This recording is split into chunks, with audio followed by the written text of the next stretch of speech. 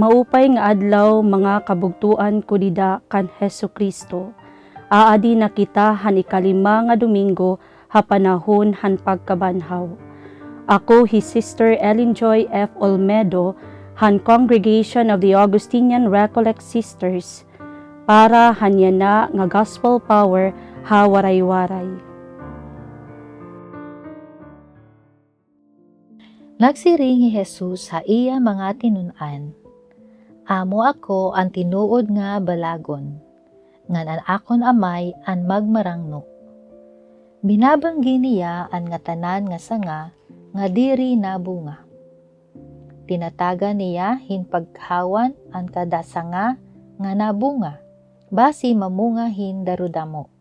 Nalinisan na kamo, pinaagi han mensahe, nga akon ikinhimang raw ha iyo. Pabilin kamo didi ha akon, ngan magpapabilin man ako dida ha iyo.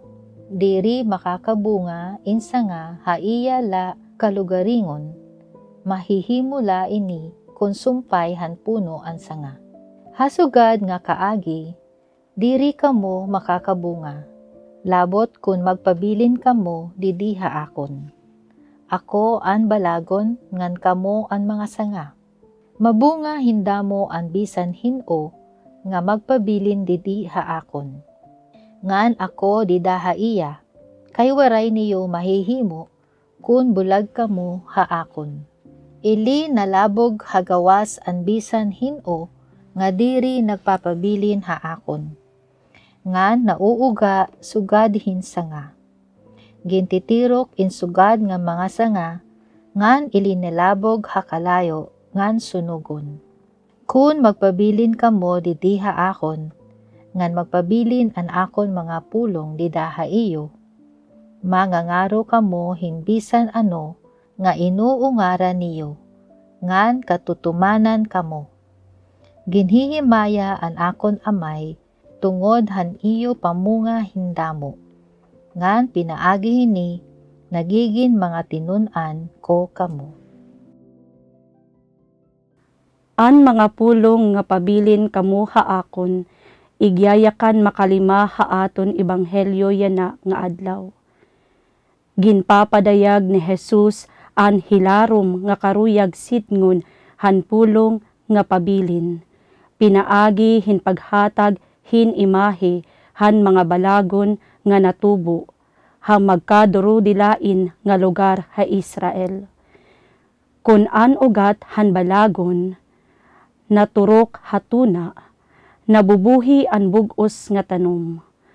An mga sangahan balagon, buhi mientras konektado hira han ugat nga naturok hatuna.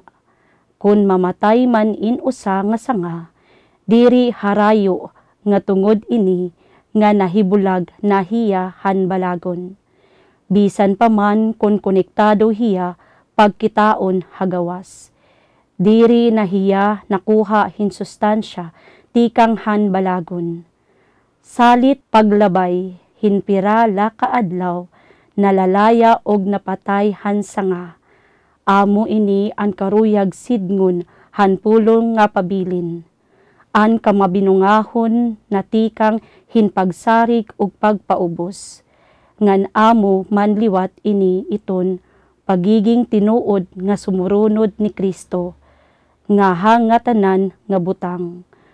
Magmasinugtanon kita kan Kristo, kay pulong pahan aton ikaduha nga pagbasa, an nasunod han mga sugo hang Dios, nagpapabilin ha iya, nga ang Dios manliwat, nagpapabilin hadton nasugot ha iya.